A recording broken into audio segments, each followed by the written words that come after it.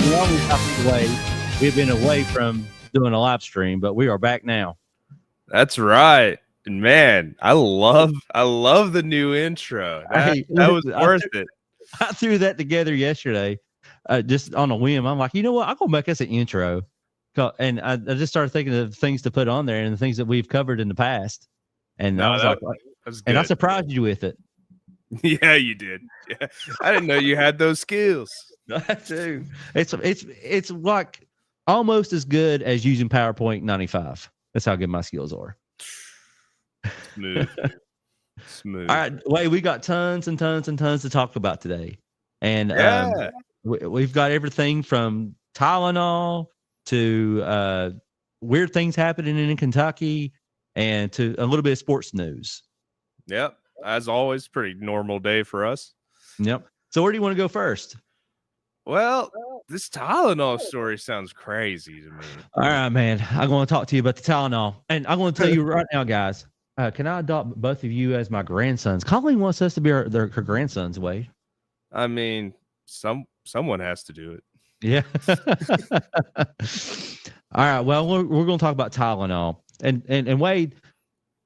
Not only is the Boone County mating call, this is also the sound of potentially billions and billions of dollars.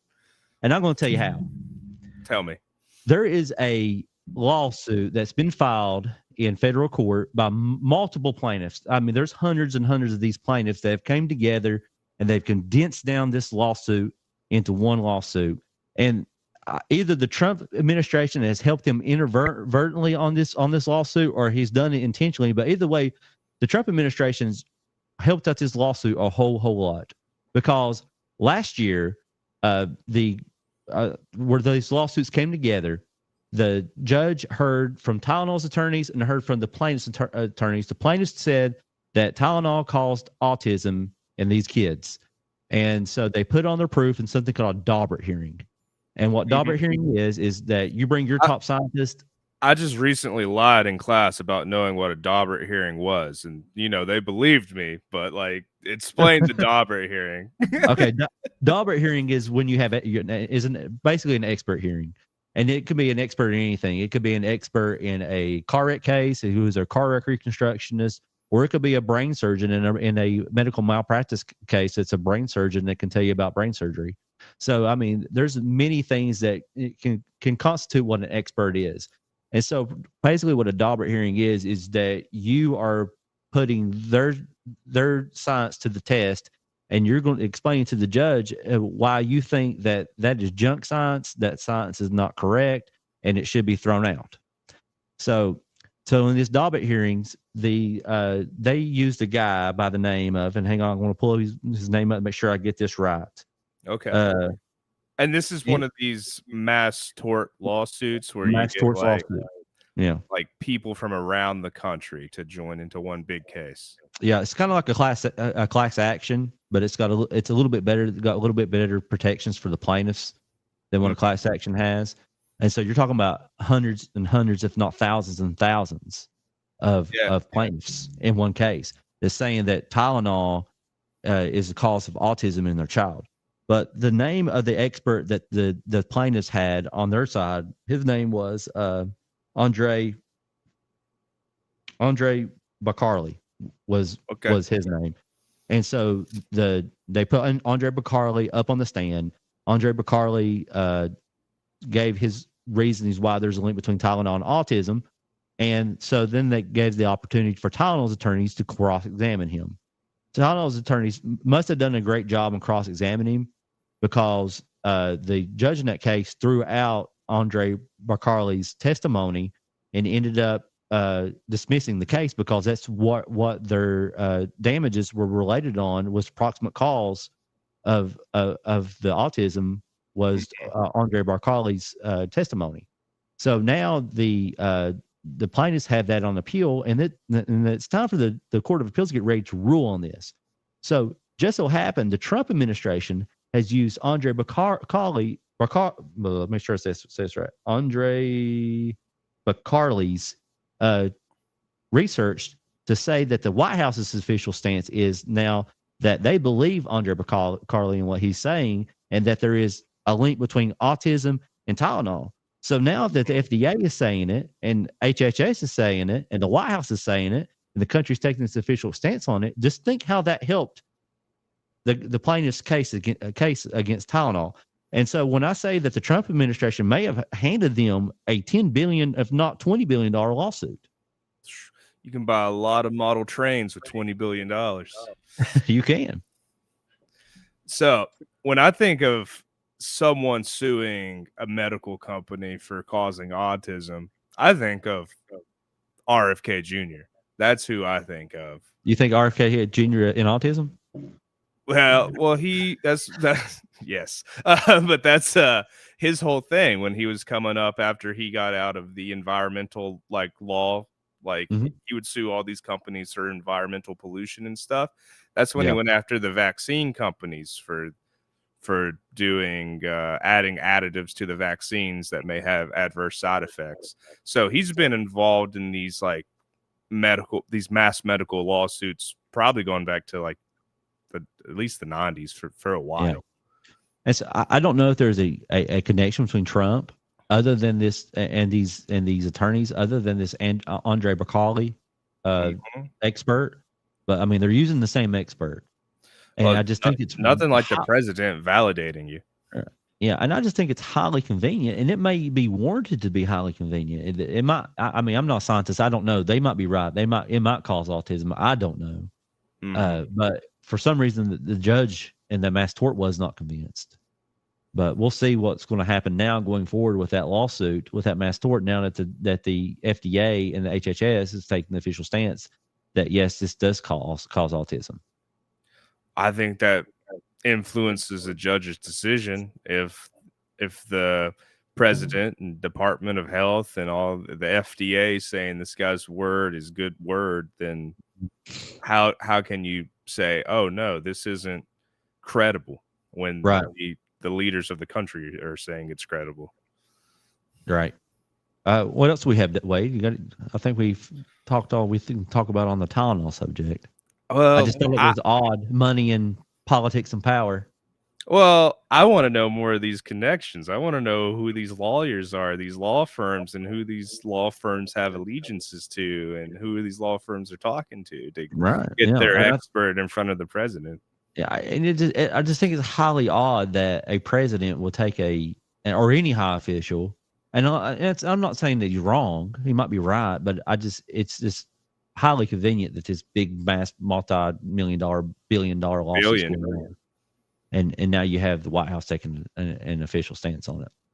Yeah, no, it's very unique. Well, we can move on to the next thing. Okay, what do you have? I have a squatting turned murder situation up in Pennsylvania. Oh, so I have a video to show, and we can just go from there. Okay.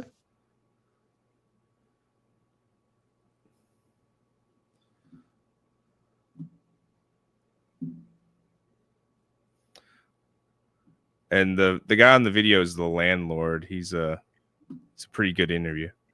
With it, live with their kids.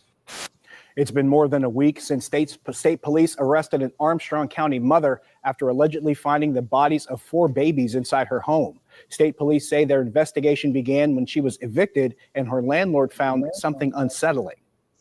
Thanks for joining us at 11. I'm Josh Taylor in for Ken Rice. Tonight, that landlord is speaking out about that disturbing discovery. KDKA's Jennifer Barrasso has been digging into the case since the beginning and has the story you'll see only on KDKA.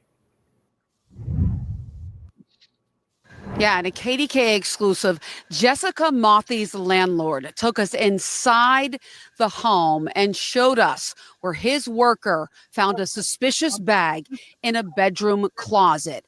Both of them asking tonight, why would a mom of 2 do this?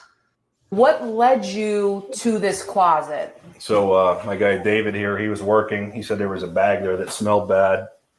He drug it out to the steps here. We brought it outside.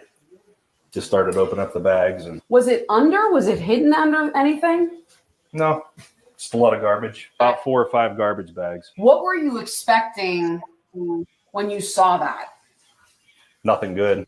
Inside this home on Oak Avenue in Cadogan, Armstrong County, landlord Brent Flanagan exclusively showed KDKA the bedroom closet where a dead infant was found wrapped in towels and garbage bags. He says his worker, Jesus Martins, was cleaning up when he noticed something suspicious on the floor under a blanket and a horrible smell. And can you describe the smell? Just decay. Nasty. It was overwhelming. Whenever we moved the bag, it was just overwhelming, overpowering.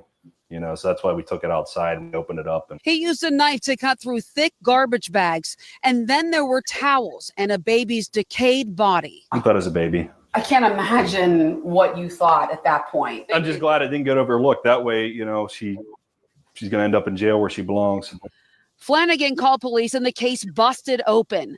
KDKA first reported state police found 3 more dead babies. Sources tell me in totes in the attic. Police say Mothy admitted to giving birth to some of the babies. They say she grew up in this home and assumed the lease after her dad died. She was living here with her. So she admitted to some of the babies. Where did the other babies come from? Like I think it's all the. I think it's all the babies. I think it's all the babies too. 2 young boys. Her husband is in jail, and she was working as a cook at a nearby restaurant about 50 hours a week. Crazy. It's crazy. Somebody still had to have known, right? That's what you believe, that it was just hard to. Yeah. How do you get pregnant 4 times and nobody noticed it? Flanagan says she didn't seem to care when he evicted her after about a year of not paying rent. Usually a church or charity or somebody would pay her rent. And then apparently she just burned every bridge and nobody would pay her rent anymore. And I had to get her out. The mom left behind 3 cats and her belongings when she was arrested. Looking back, Flanagan realizes how nothing may have come to light if it wasn't for his alert worker. It's unfortunate. She doesn't deserve to even, she doesn't deserve to even be a parent. That's pretty much the end of it there. Well, you know what that reminds me of? You remember the Kentucky cheerleader we had not too long ago? Oh, same story. Yeah. She did similarly the same thing. And you hear these stories all the time about, these young women having these children, or someone having children. They end up putting them in a garbage bag, or they try to flush them down the toilet or something like that. Yeah. And I think there's something bigger in work that's going on there. And I'm not a medical doctor. I'm not a scientist or a psychologist or anything like that. But I think there's some sort of something that goes on in their mind where there's some sort of postpartum, some type of anxiety or deep depression that causes them to do this, because this happens quite often. No, it's definitely probably some sort of like hormone issue on top of mental illness, because like you said, this is a common story.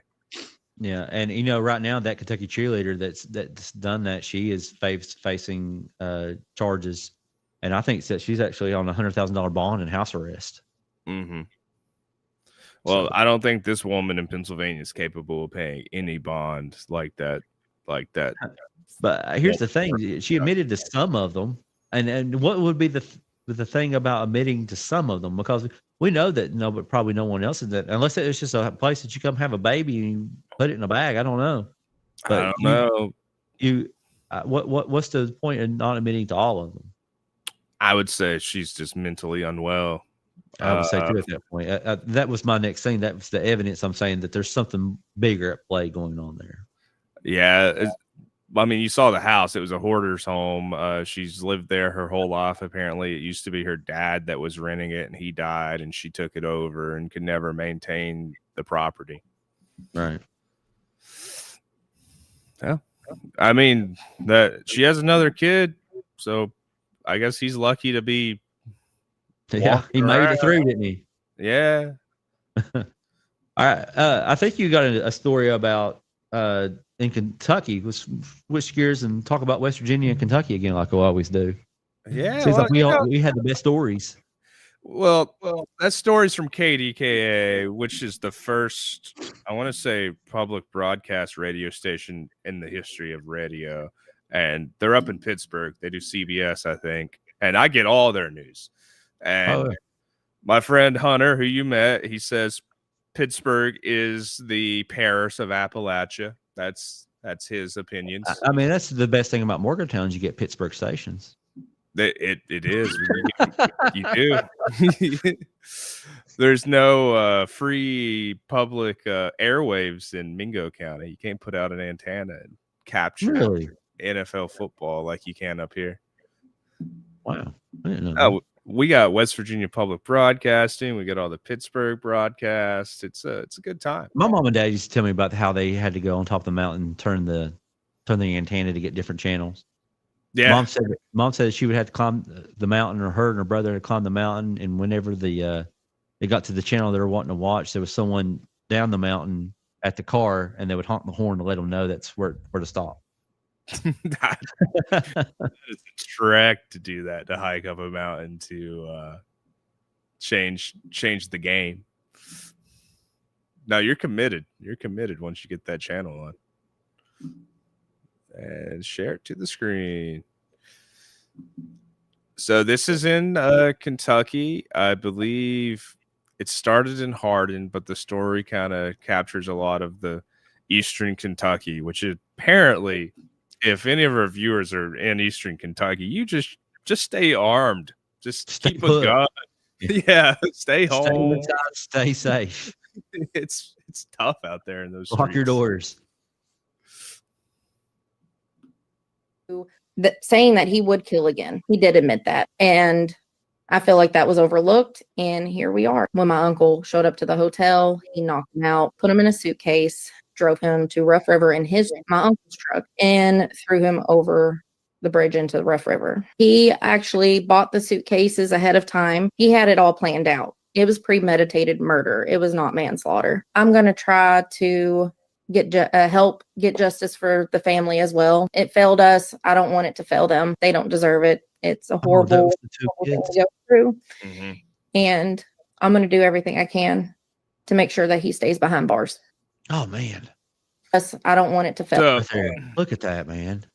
I hate to even read the complaint. We got the complaint. I just hate reading the complaint now. Hey, it's awful.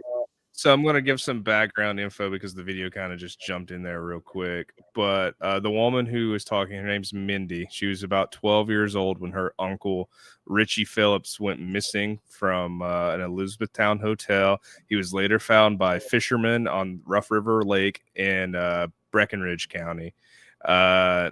This Joshua Cottrell was convicted of his death in the 2005 murder trial in Hardin County, where he claimed self-defense, saying the guy did some advances towards him. The jury convicted on a lesser charge of second-degree manslaughter, and he got 20 years, and he served 14 of those, I believe, and when he was released. And now he's killed 2 more people, and these are the 2 that you see on the screen. It's pretty tragic. Yeah. And we do have the criminal complaint, Wade, and just seeing those pictures makes it even hard to read this criminal complaint. But can you see it well enough to read it, Wade? No, it's way too small for me. Can you zoom in on it? I'll try. No, I can try to read it. Me and my aging eyes. You're supposed to be the young pup. No, I can't get it. I think I can zoom in enough to read it. Okay. It says the affiant Paul Thomas, who is a Kentucky State Police, states that on September 19th, 2025, at 11:28 in Rowan County, Kentucky, the above named defendant unlawfully. The defendant committed the offenses of murder, 2 counts in violation of KRS 507-20, and tampering with physical evidence. When he intentionally stabbed the first victim, Kayla Blake, in the head, causing her death.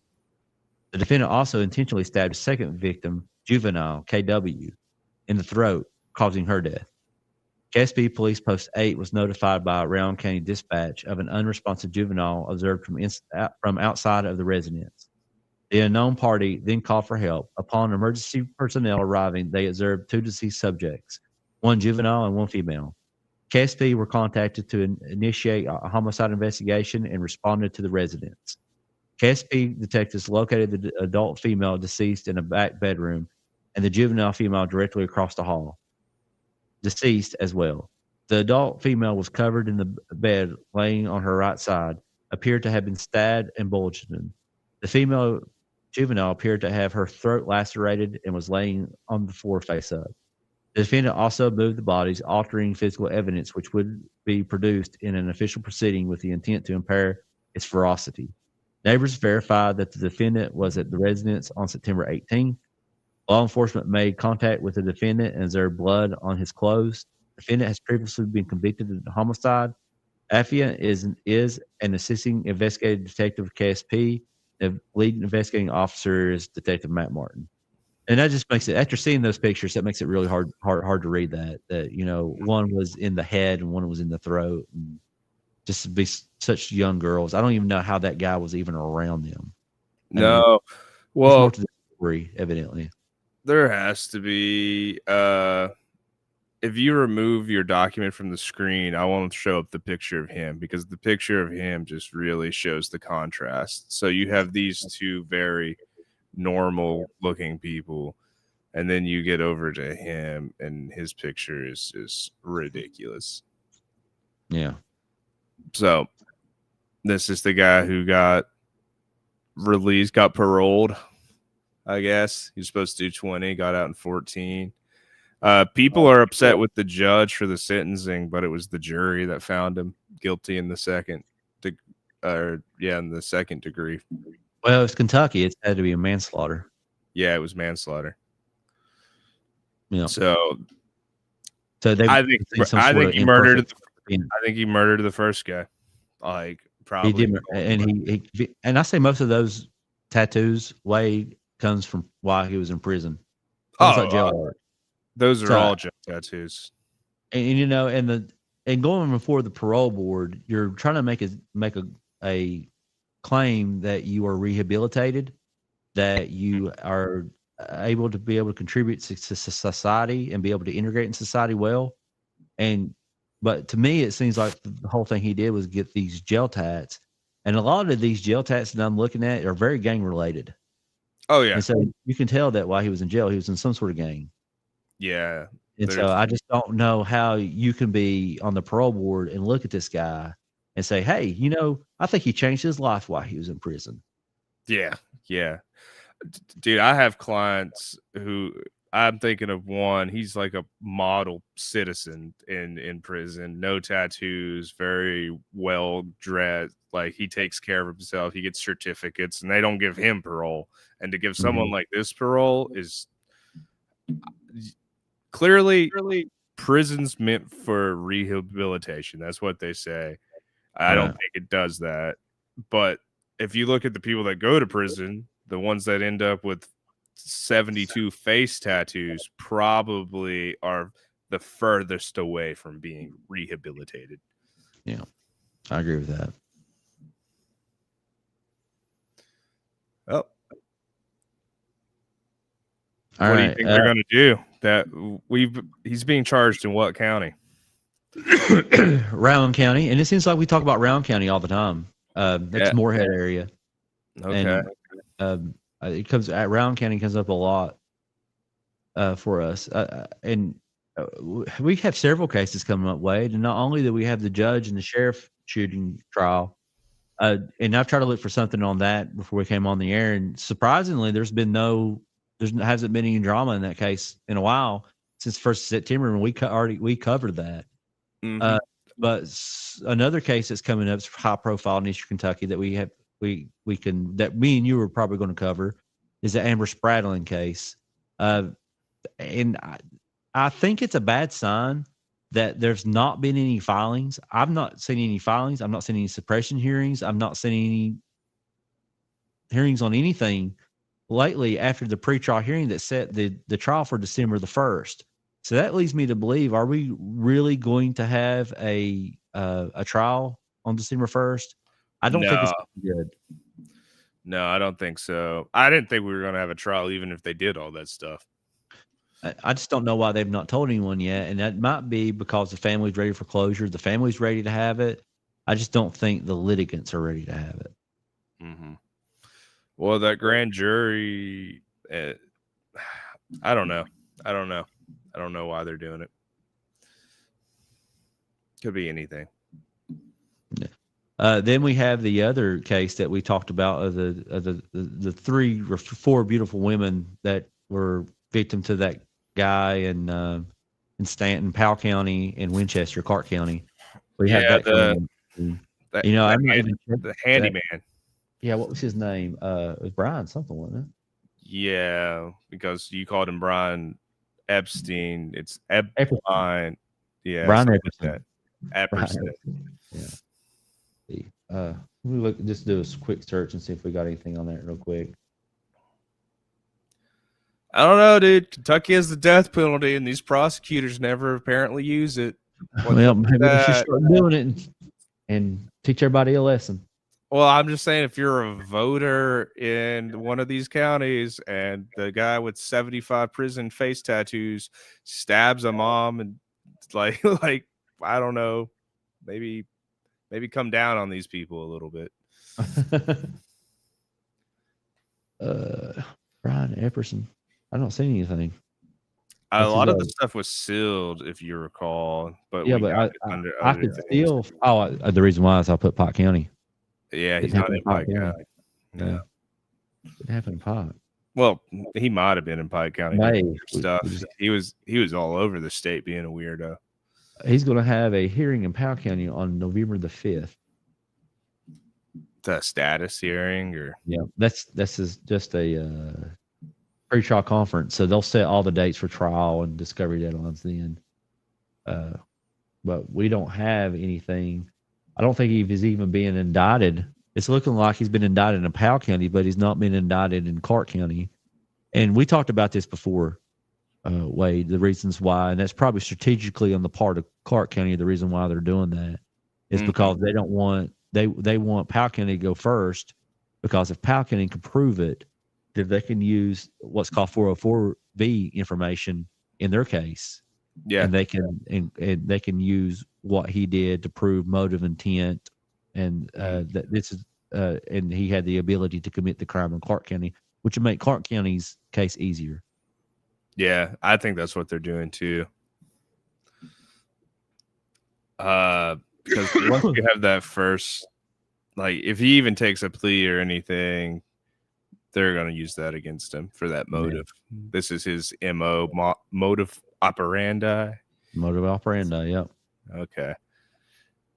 And he clearly had one. And ability. I mean, you can do the intent and ability. Like, he intended to do this because he's done this with someone else. This is how he, And then the ability, he can say that, hey, I don't know anything about these pills, or I don't know how to put meth in pills. Well, yeah, you do, because you did it in this case that you've been convicted of. Mm-hmm. Oh, and then they have the other woman from like a year prior. Yeah. That's going to, he's a lot to deal with. We have, go ahead. What was that? I was going to say, we have a next case of a little interesting cop wacky behavior. Okay, let's see it. We actually have two. The first one comes from Beaufort County, which comes up a lot in Live PD. So this is they just recently fired a sheriff's deputy for allegedly getting hammered and pulling out a gun and beating up on some kids. So we have the video of that happening. Nothing wrong with getting hammered and beating up some kids. Well, his employers thought there was.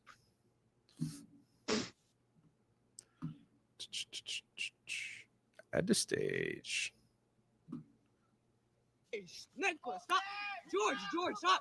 Stop! Hey! No! Whoa! Tonight, a Beaver County he is suspended without pay after an incident on Hilton Head Island over the weekend that was caught on video. The videos have circulated on social media and appear to show an off-duty deputy pointing a gun at 3 teenagers. Our Aaron Dixon is following this story and joins us now with the latest. I think you can tell he was off duty by the shorts. I don't know if that was department issued shorts he had on. Shorts and bulletproof vest. It looks like standard issue. I think he saw some kids and he threw that vest on and was ready to cause some. The cargo shorts and the bulletproof jacket. The incident happened here in the Squires Gate community on Hilton Head Island Sunday night. So far in the case, the off-duty deputy has been suspended pending an internal investigation and any possible criminal investigation. An off-duty Beaufort County deputy has been suspended without pay and was forced to turn in his gear following an incident on Hilton Head Island. In video shared with us, you see the deputy wearing a bulletproof vest, pointing his gun and telling 3 teenagers to get on the ground. Hey, sir, can you call the cops? Hey, call the police.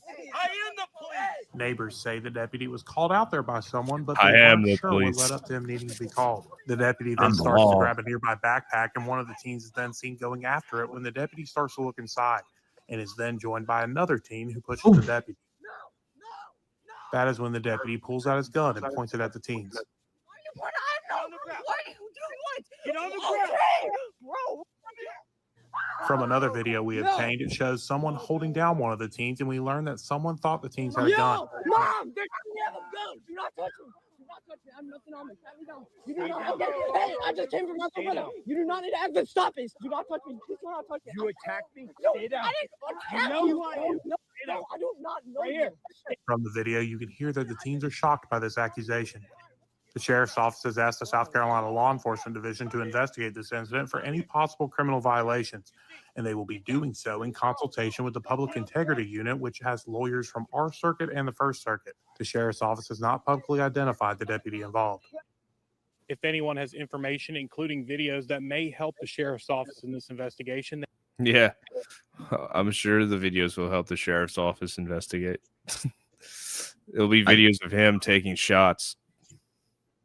I'm just trying to figure out why the deputy was trying to get into their backpack.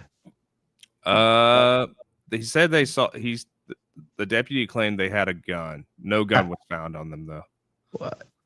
Why would he have reasonable suspicion that there was a gun in the bag? That's what I'm trying to piece it all together from a defense attorney standpoint, and I just can't figure it out. He saw some kids. He saw a gun or a gun-shaped device. I don't know.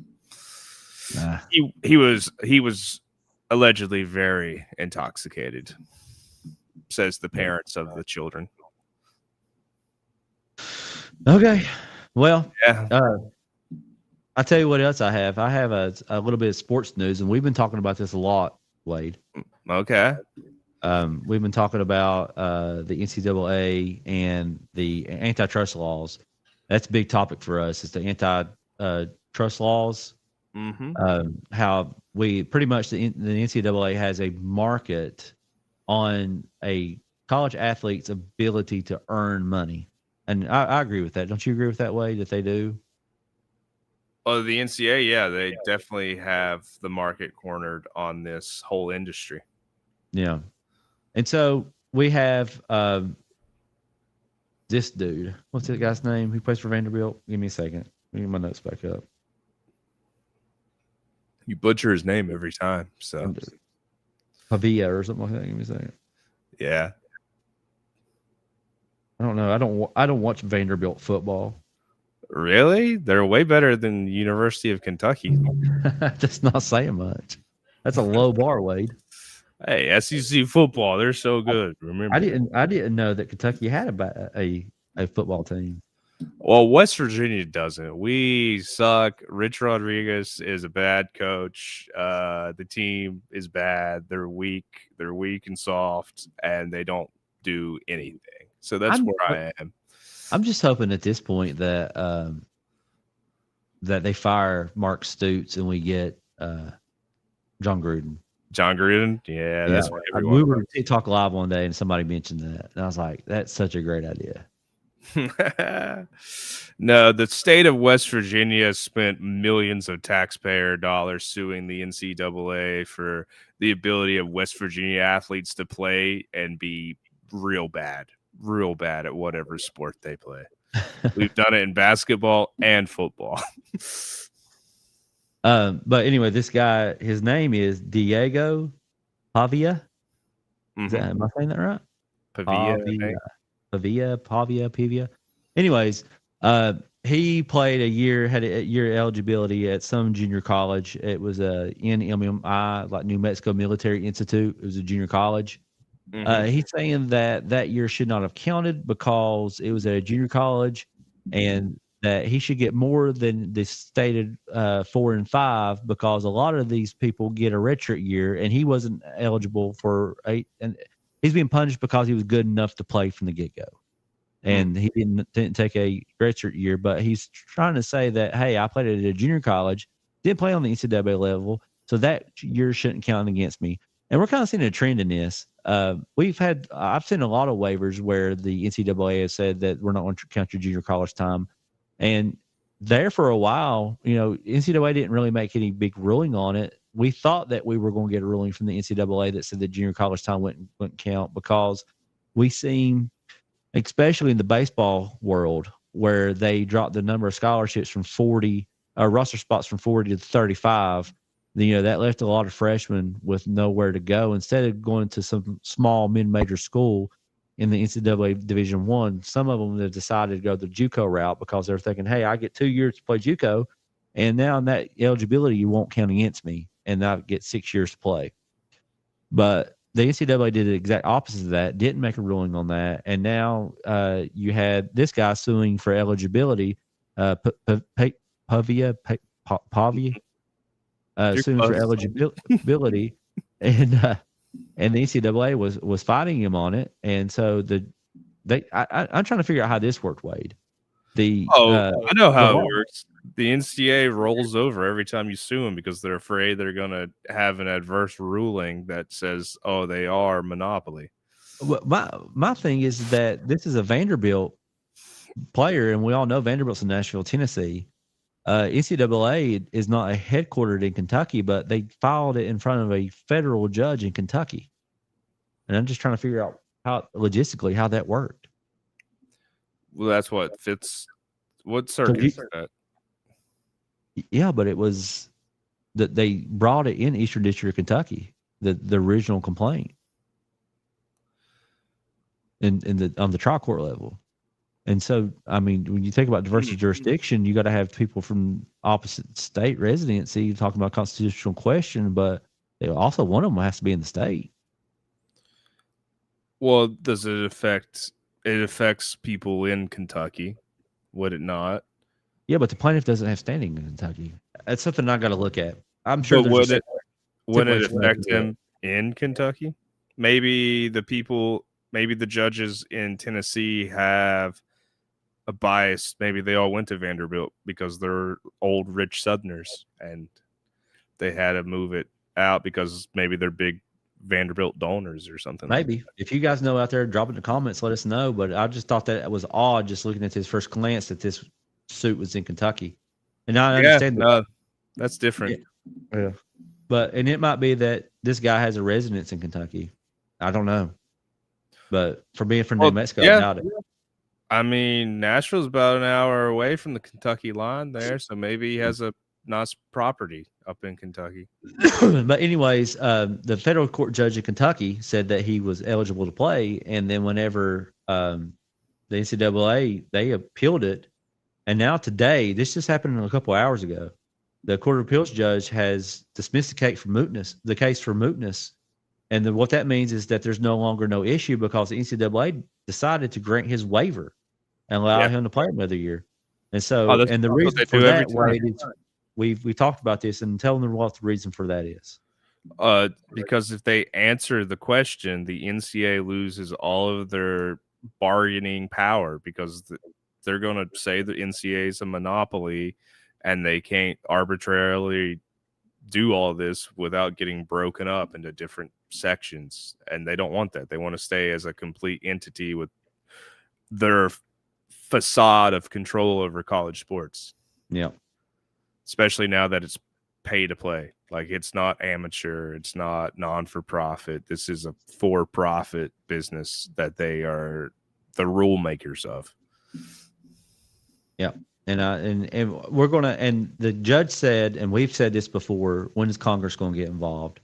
And that's going to be, that's what ends all this. Because I feel like once every other week, we're talking about a different athlete that sued the NCAA over antitrust. We had the West Virginia players to do it. We had this guy to do it, and we have several other players that are football players to do it this year too. And so Congress is going to have to intervene at some point, and I think the judge is right on that. Well, Congress shut the doors and turned the light off last night, so I don't think they're going to do anything anytime soon. Dude, we're going to see more of these lawsuits in 3 months when 2 months when college basketball starts up. I agree with that. The same deal. Yeah, and they'll spend the money. Some of these teams will spend the money on basketball like they do football, but I mean, football's the biggest revenue stream, and so that's why it's no surprising when football season comes around, they're all scrambling to file these lawsuits to get their star player eligible.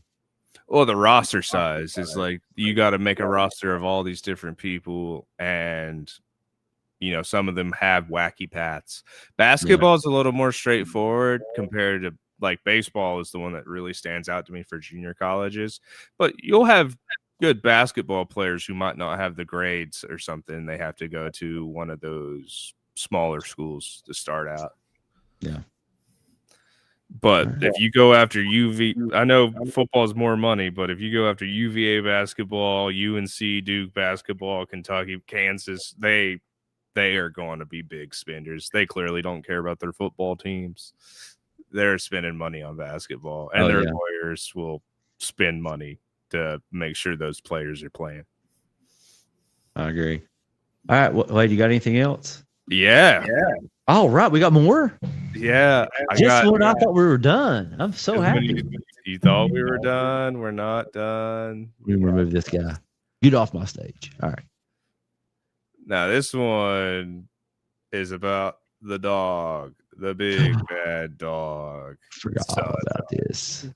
So, down in, I believe, Alabama, I'll start to read it, but you got this fella right here on the right. As you can see, he's with Dog the Bounty Hunter. That is his father. So, if you don't know Dog the Bounty Hunter, he was a bondsman who had a reality TV show that would just go around and just find anybody and pull them out of a trailer, out from under a porch, like over a fence. And that show went on for a while. I'm not sure exactly how long, but went on for quite some time. But his son was on the show with him, I believe, and the same son. Yeah, I think that kid was young. He is young, but like I know we had Dwayne Lee and Leland on there. He was a child, I believe. Oh, okay. In the background. This comes as his son is a police officer now, and he was involved in a deadly crash in Hartselle, Alabama, about an hour outside of Birmingham that killed a 17-year-old. So this the son was he was on patrol. There was a speeding driving violation matter, and he attempted to pursue, and he just chased until it got off of the interstate and like went into like the downtown area, at least residential area of this town. And it was a pretty violent crash. All the occupants were hurt, and the one died. And the mayor and police chief have acted based on what his lawyers are saying is social media pressure to fire him. He's bringing a suit against the city for wrongful termination, saying he was within department policies. So he was on a high-speed chase. What was the crime of the person who was high-speed chasing? I've been looking at different articles. All I can see is moving violation or driving while intoxicated. A lot of these departments, they have a policy whether if this person's not present in a clear danger threat to the community, you're supposed to back off from doing a high-speed chase. Well, that depends on where you're at. Here it does, but once you get down south, Arkansas, Arkansas, man, Arkansas will put you to a wall, and they'll kill you. They'll flip you over into incoming traffic, and there's like kids in the back seat. They don't care. Yeah, no. And that's what this deal. It was a bunch of young kids in a van, I believe, something like that, or a car. But it was just a young people out doing dumb stuff. When they did arrest the driver, they found like all kinds of drugs, like fentanyl, that kind of random stuff on him. So there was a reason to arrest him, but to do a chase over a moving violation, and like, they're not a violent felon or a kidnapper or something like that. It's real dangerous for the community when you probably have a picture of the license plate and can track the car down. It's pretty easy to do that. I think that too. I think if there's a moving violation and it's not someone who's you think is going to harm the community, let them go. Get them the next day, because you can do more good or harm than good when you go on a high-speed chase with somebody. Mm-hmm. And like, oh yeah, you arrested a drunk driver who had fentanyl and was like probably contributing poorly to the community, but some kid is dead too. So like, what's the trade-off? Right. So, yeah. I just think it needs to be a policy everywhere. Let them live to die another day. Yeah. Because, we can't walk down the street without Palantir tracking us. Like, they know where we're at. They can find us. But that was it. It was the bounty hunter's son got in a little hot water. There's no expected criminal charges against him, but he wants his job back. And I was wondering what your opinion on that is. If the policy says you can chase, and you chase. Well, I think that he has to ask for his job back, because I think that he may be having a wrongful termination claim here. And so he's going to have to show that he tried to mitigate his damages for asking for his job back. I don't think they're going to hire him back. I don't think he actually wants it back. I think he's just trying to show the jury and the judge that, hey, if this goes to trial, I tried to get my job back. That's all I wanted, my job back. And now they have impeded my right to earn a living and earn money and make money for myself. But do you have a right to do that in these at-will states, these at-will employment states? Like, because I know if a non-cop government jobs are kind of funny. Government jobs are funny. Yeah, when it comes to that stuff, you can't. The government entity, even though you might be an at-will employer, government can't always fire you for any reason. Yeah. And so that might be the reason. I'm not an employment lawyer. I'm just speculating. I think that it's a good look if I'm going to represent someone who is going to do an wrongful termination claim, wrongful employment or claim. I'm going to let him show the judge and the jury, like, hey, I did everything by the book, and I tried to get my job back and ask them for my job, and they wouldn't give it back to me. Yeah. Well, why do you want the job back? You got your name in the headlines. Go start a bail bonds company with your father and live stream it. You remember you could make the bounty hunter got like stuck in Mexico? Got arrested? Yeah, he got stuck and arrested in Mexico. Well, Dog never really followed the rules of what proper conduct is either. No, he didn't. I think he went to go down there to get someone that had fled courts here. I think it may be a predator, a child predator or something like that. No, it was a felon for sure, but like he has no authority to drag people out of Mexico. That would be up to the federales. Well, they showed him, and he stayed there for quite some time. They had him locked up, and it Gabby Patino, when they were looking for her boyfriend. Am I correct on that? It was the van life couple that went out west, and the boyfriend killed the girlfriend, and he was on the run for like a couple weeks there. But Dog was on the case. He never found him. All right. Well, I think that's all we have for this week. We're trying not to go this long without having another one again. It's been my fault mostly. I've been really, really sick. You can hear me. I still have a cough, and I'm still have it. But I come here from the what we going to call the Docket Dodger followers, the chain gang. The chain gang. Yeah, I come out here I forced myself to be here to be with the chain gang today. Good. And I think the week wait for that new intro was worth it. I think people love it. And before we leave here today, Wade, we're going to play it one more time as we send it out. Oh, I would love that. I would really love that. So for Matt and Wade, we'll see you guys in a couple of days, hopefully. But until the meantime, enjoy this.